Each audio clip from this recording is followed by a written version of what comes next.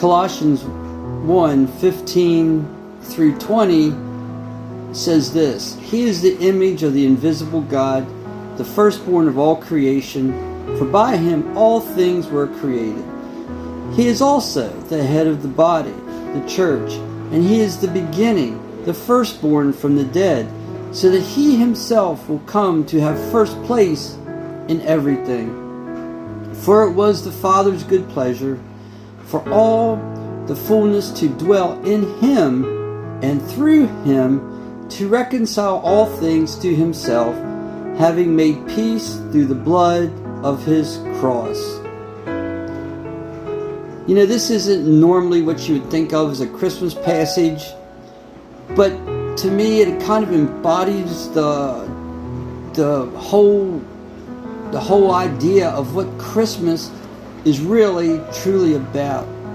It shows us that Jesus was from the beginning always first in everything. He was always deeply, intimately involved in what was going on. First of all, it says that he is the image of the invisible God.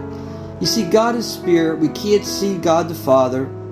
And until Jesus came upon this earth, no one had seen God in any form. But with Jesus here on this earth, in the flesh, in a human body, we see God in the flesh.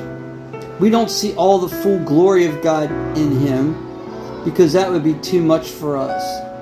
But he is the image of the invisible God.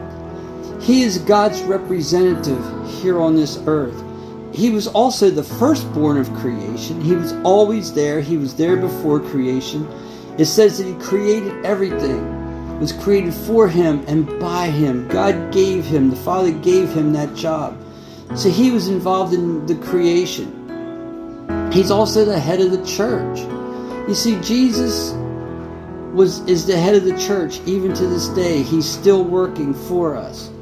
It was God's pleasure to allow him to do this. But the whole thing, the whole idea, the whole thing of Jesus and his involvement, especially on this earth and on the cross, was to reconcile us to himself. He stepped out of the grave to give us the opportunity to go to heaven. That's what this Christmas season is all about. We need to understand the scope and the magnificence of who Jesus really, truly is. That's why our focus should be on worshiping him, praising him this Christmas, and not the world's things.